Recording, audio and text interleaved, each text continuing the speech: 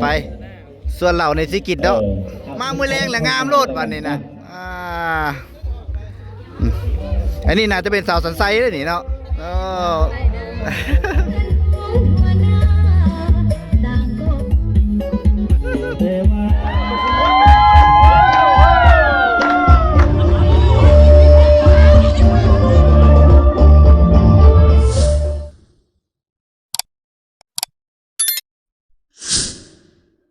กราบทักทายสบายดีและสวัสดีเพื่อนพี่น้องเบิดทุกคนยินดีต้อนรับทุกท่านมาทำนาเก่าทุกคนเลยสบายดีตอนค่ำทุกคนเลยวันนี้ออกมาเปิดคลิปพี่เลยทงนาคือไกลงานดองมาได้มันไม่ได้ยินเสียงอย่างทุกคนเลย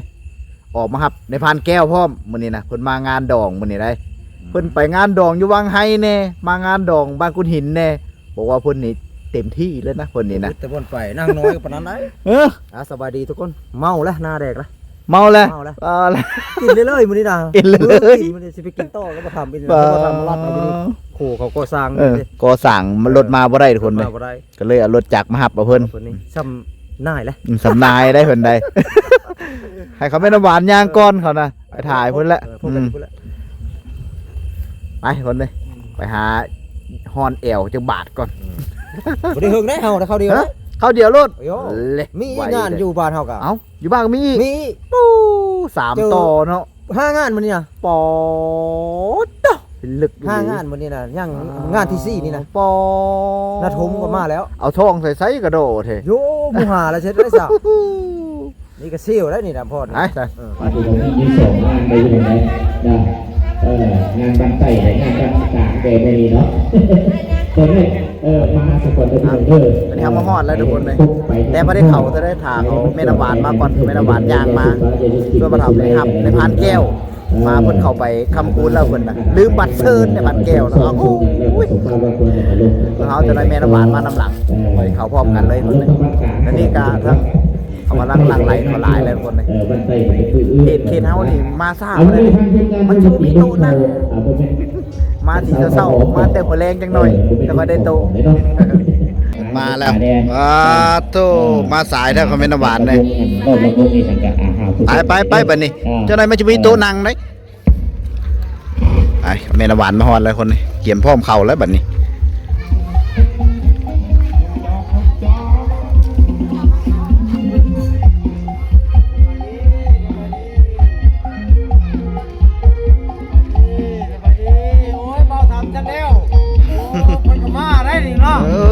มาแล้วเฮงมาเลยนี่นะ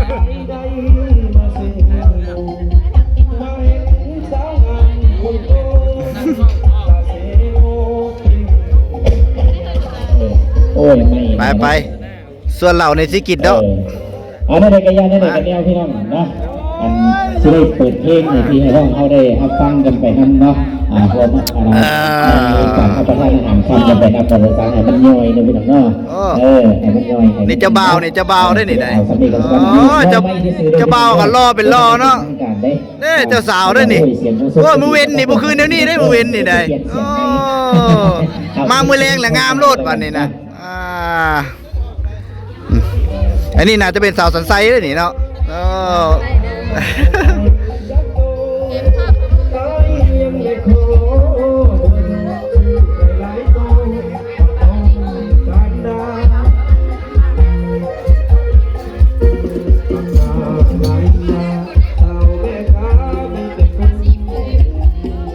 าต้นนี้แหละนางปอน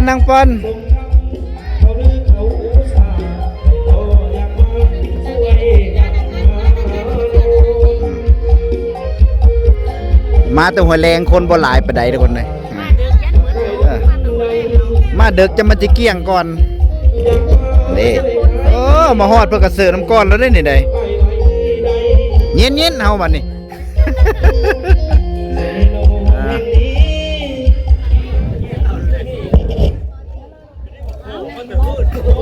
เดี๋ยวดาแขกก็เริ่มเข้ามาหลายแล้วทุกคนเลยในอีกประมาณ8 โมงน่าจะมีหลายอยู่โซนนี้ยังหัวแรงอยู่ผู้ใดพอได้อาบน้ำในแต่งตัวยังบ่ทันก็มี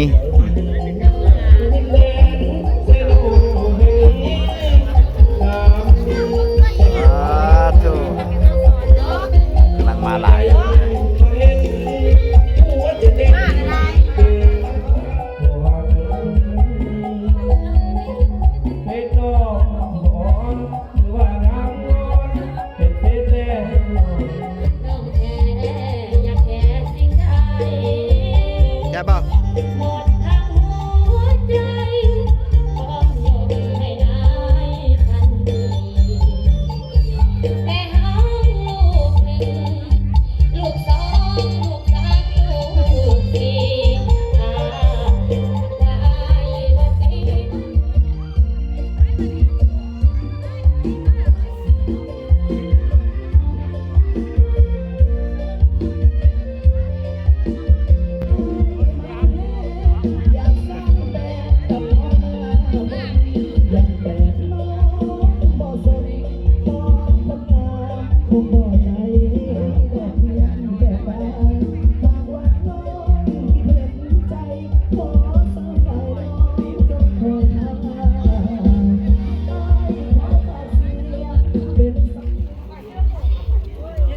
โทรศัพท์เท่าเลยส่งไลน์ก็ไม่แจ้งส่งร้านด้วยส่งร้านส่งชุด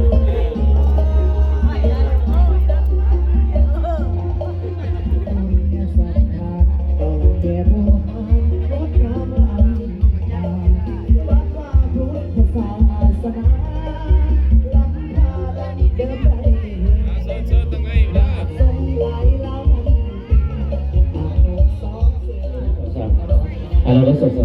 บรรทุกมากเลยนี่ พอจะตื่นหน่อยสมัย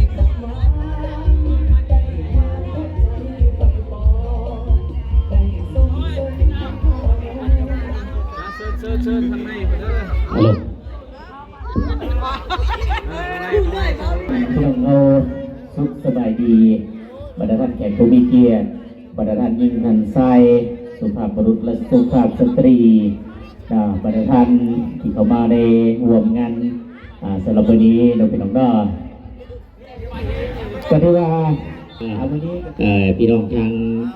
บ้านพุทธินบรรดาซัก จัดผู้สาวให้ได้พันแก้วนะแม่ คนด้วยท่านวงดนตรีเขาหอ สาวไม่ห้างไม่ใหม่ก็บ่มีเพิ่นนี่ ใส่น้องมาพาพี่น้องเอาบนเอาเสื้อสำหรับวันนี้บรรดาท่านพี่น้องได้ขั้นเสียงยังบ่คักกันแจ้งเด้อพี่น้องเด้อนะแต่ส่วนมันก็จำเป็นได้พี่น้องได้เนาะไปเฮ็ดเวียกเฮ็ดงานก็โอ้ยมันมาแต่เว้นนี่ก็บ่ได้เพิ่นว่ากำลังอาบน้ำอาบท่ากำลังอาบน้ำอาบในกันอยู่ไวๆกันแล้วกันนะพี่น้องเนาะตอนนี้ก็ดึกตื่นเที่ยงคืนกันเข้ามาเลยได้เพิ่นมาอีกเลยโอ้ยถ้าบ้านหน้านี่โทษดุเนาะอันทับโทรศัพท์อีกก็เด้อพี่น้องเด้ออย่าพาว่ากันเด้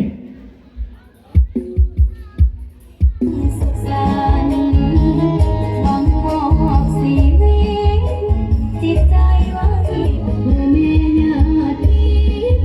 ต่างคิดก็เติมเสริมสร้างช่วยเป็นภาระทุกอย่างให้สมดังปรารถนาหัวหน้าต่างก็มาให้อวยพรใส่จงขอพักให้ยืนยาวไปอย่าแปรผันบัดนี้ทั้งสองมองเป็นคู่กันแล้วสิสันแม้นยามทางพลาดผิดไปอภัยให้กันดวงใจสองจงยึด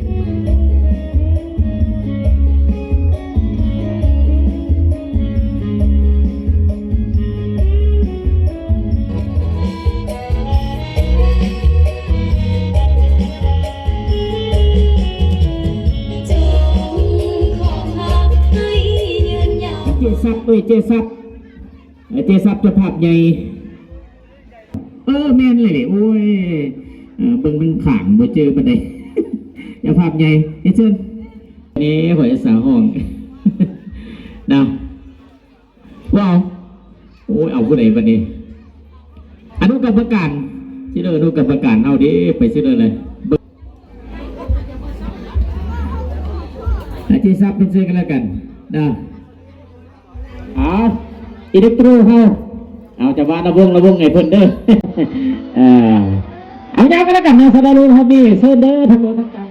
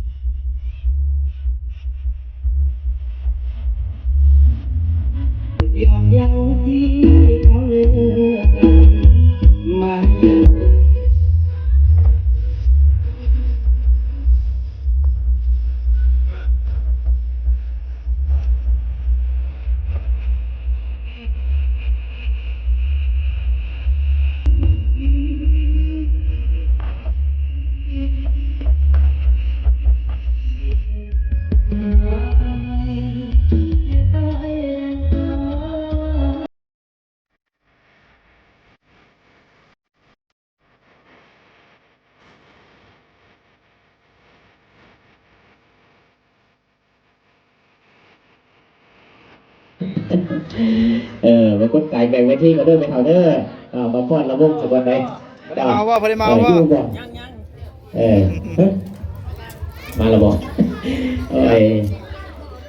ทางเจ้าบ่าวเจ้าสาวมันกำลัง ออกมากินเหล้าให้บรรดาแขก อันทักเชียวพี่เหลือบอกว่าลืมเลยได้ไงมันลืมไว้ในโคซุกกันเลยอันเสื้อภรรยาอันเซียวทั้งสี่เนาะอันมันเป็นเซียวผู้ขาได้เซียวพวกเราสมพรเลยเนาะเนี่ยโอ้ยพวกเราล้ำพ้นเนาะขออนุญาตประทับขอโทษขออภัยหลายๆผู้ขาผิดมาตลอด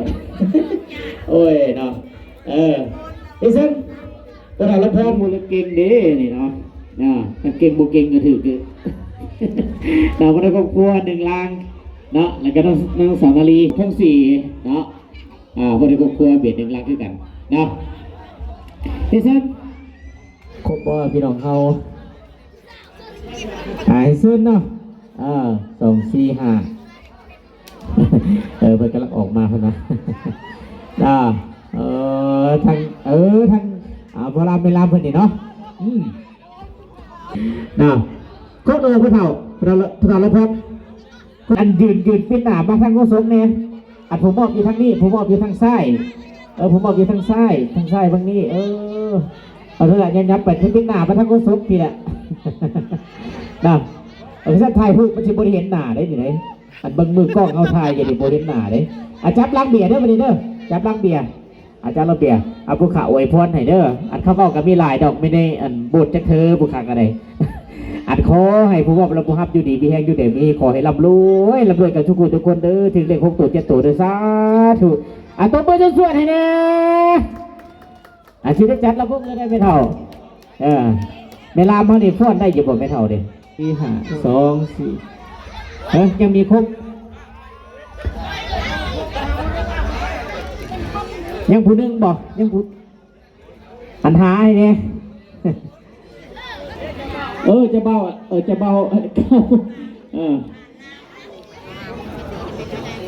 เบิ่งยังผู้ใดบ่ครบนี่เบิ่งยึดเจอเด้อเฮ็ดนางแมวบ่เฮ็ดนางแมวได้พอเฒ่าเพิ่นขอมาน่ะเอายาวกันแล้วกันเนาะถ้าเราลงห้องบ่เปียกห้องนี้เราเป็นจังได๋ผู้ขามามื้อนี้มาขอเพิ่นนางแม่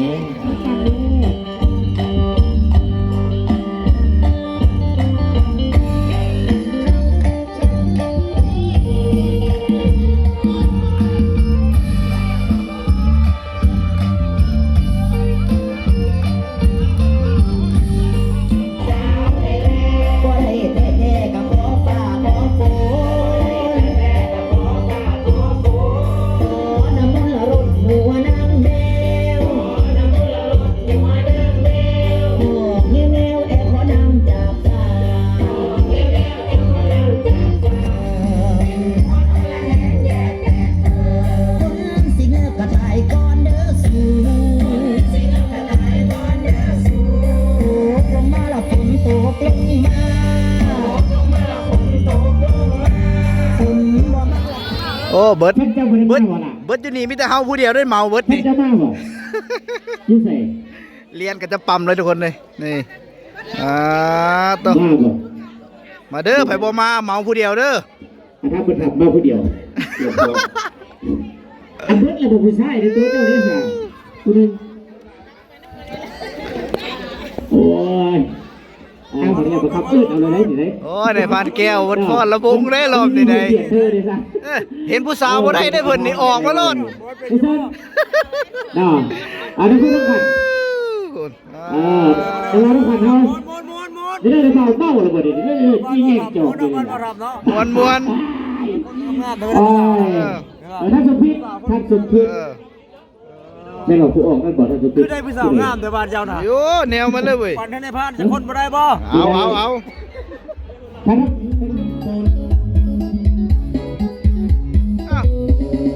ั้งทายทั้งฟ้อนมานี่เฮ้ยหักละใจมันลำหน้าคิดมาก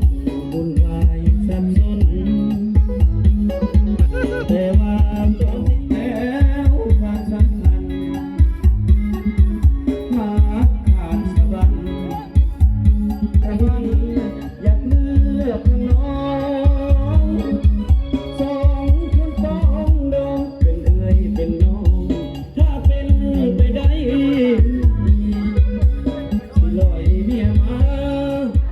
แต่กายสบายดีทุกคนสบายดีตอนเช้าทุกคนเลย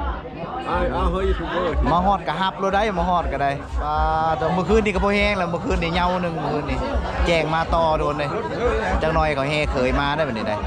เตรียมภาพเคยอยู่โดนเลยมาแซ่บๆกันคนเลยจวด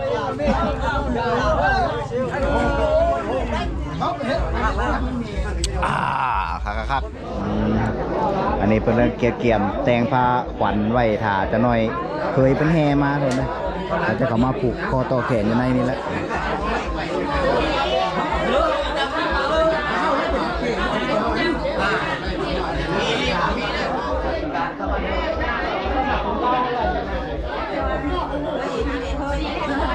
อันนี้ทางผู้หลักผู้ใหญ่ทางเฒ่าแก่เป็นนั่งตูบล้วนเลยแต่ยุคมันสมัยมันแล้วบ่ค่อยได้ปลูกตูบนี่มีกระเทิบเพื่อนออกมานี่ก็พอดีเลยนี่เป็นตูบเลยโดนเลยมานั่งมีทั้งเหล้ามีทั้งเบียร์เหล้าไห้พร้อม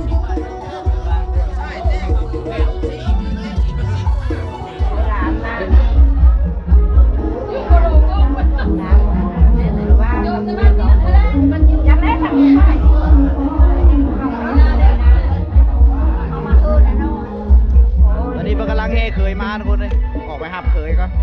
ทางเจ้าสาวกำลังมัดคอต่อแขนอยู่น่าจะเฮเจ้าบ่าวเขามากกันนะจะมัดแขนอีกตัวหนึ่งทรงนี่นะครับตัวนี้แห่เคยเลยเด้ออันนี้เกี่ยมการแห่เคยเขา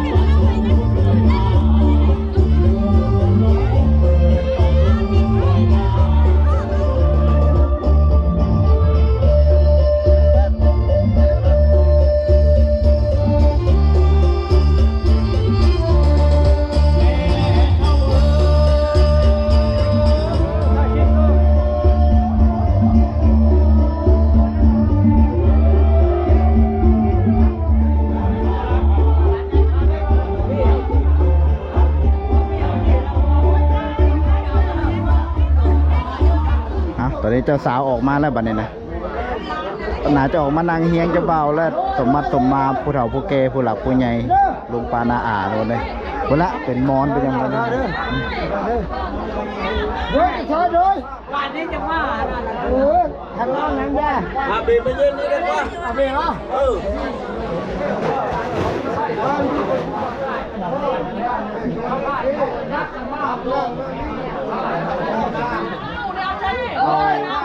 ชนะไปเฮ้ยไม่รับเอาไว้สมมาพลาไม่ลามแล้วแบบนี้เนาะหนักเลยเนาะมาตมาอะไร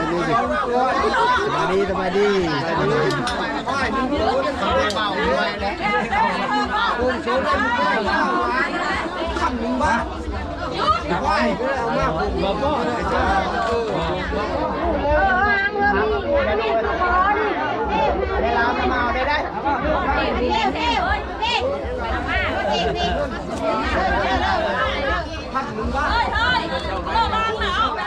ตอนนี้ก็ถือว่าแล้วงานแล้วทุกคนเลยมีแต่ทางเจ้าบ่าวเจ้าสาวสมมาผู้เฒ่าผู้แก่ผู้หลักผู้ใหญ่